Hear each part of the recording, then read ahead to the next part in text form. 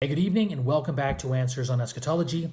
We're in video number 17 of our study of the prophets in the parables. So tonight I want to jump in to Matthew 21 in the parable of the vineyard that we've been looking at for several videos. But specifically, I want to focus in on Matthew 21 verse 42, where Jesus draws from Isaiah 28:16 in his prophecy of the coming cornerstone. So notice in Matthew 21:42, just following his condemnation of the scribes and Pharisees of his generation through the parable of the vineyard, Jesus says this: "Did you never read in the scriptures, the stone which the builders rejected, this became the chief cornerstone? This came about from the Lord, and it is marvelous in our eyes."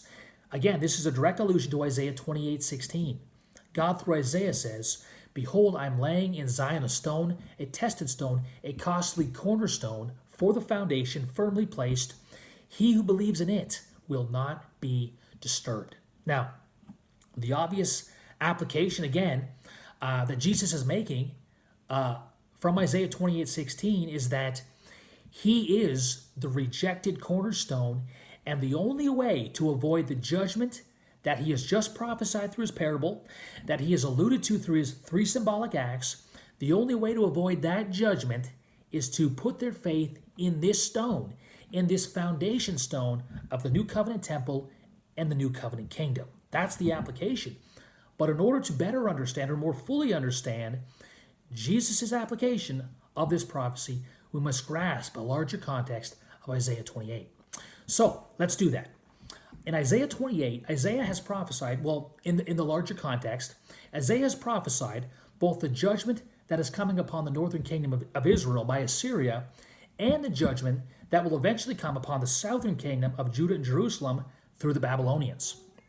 But in the context of Isaiah 28 specifically, the southern kingdom is mocking and scoffing at this judgment that's coming upon their northern brethren, and they are even denying that a similar judgment of Jehovah could ever come upon them.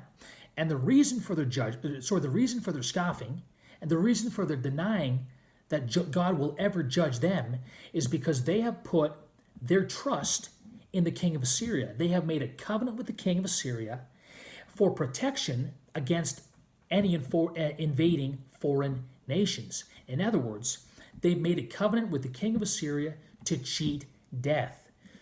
That was their covenant with death that they falsely assumed would protect them from the judgment of Jehovah. But God says to them, because you have made your kingdom, your refuge, your house, because you have built that kingdom on lies, deception, and murder, I am bringing a similar judgment, a worse judgment that I'm bringing upon the kingdom of Assyria. He says, I'm bringing that upon you. And Jesus' application to his generation is obvious. The Jews of Judah and Jerusalem, that he has just condemned, remember, through his parable, they have not put their trust in a foreign nation. They have put their trust in the temple. They have put their trust in Abraham, Isaac, and Jacob, and being a natural descendant of Abraham. They put their trust in Moses and the old covenant system. And Jesus' message to them is, you have made the house of God a den of thieves. Just like Judah and Jerusalem had it done in Isaiah's day, these Jews had done again. And Jesus is saying, although you're scoffing and mocking at the judgment that I'm predicting against you, the judgment will come. And this covenant that you think you had through Abraham, Isaac, and Jacob will be annulled. Your covenant with death will be destroyed, and I will come in judgment against you for your defilement of the house, your violation of the covenant, and for your shedding of the blood of the prophets and of all the saints. That's Jesus' message.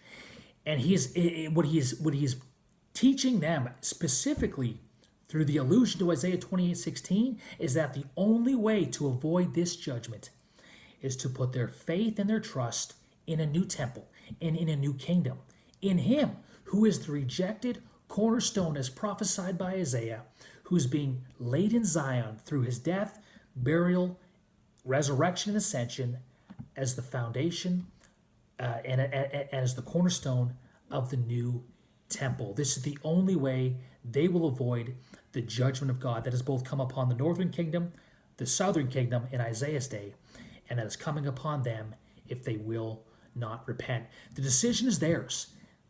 The stone that builders are rejecting will either be to them a sanctuary and a new covenant temple, or it'll be a rock of stumbling and a stone of offense that will crush them and grind them to powder.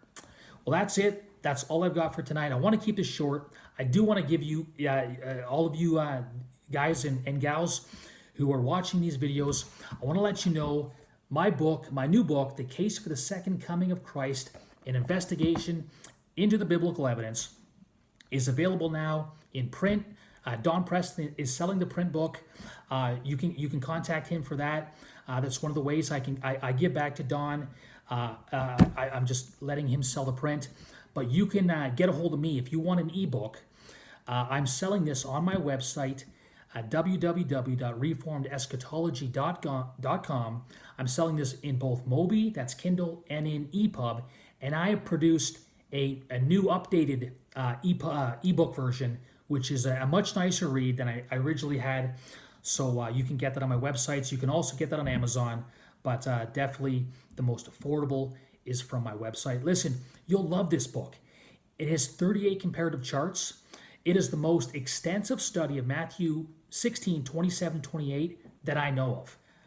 I demonstrate over and over again consistently from both Old Testament, from the New Testament, and from historical sources that the second coming of Christ, as prophesied in Matthew 16, 27, 28, must have been fulfilled in the first century generation. It is absolutely just a good book. I encourage you to get it. The Case for the Second Coming of Christ, an investigation into the biblical evidence. You won't be disappointed, and I would love your feedback on it as well. Well, that's it. We'll see you next time. I hope that was a blessing, and we'll pick it up next time on the Prophets and the Parables. Have a great week. God bless.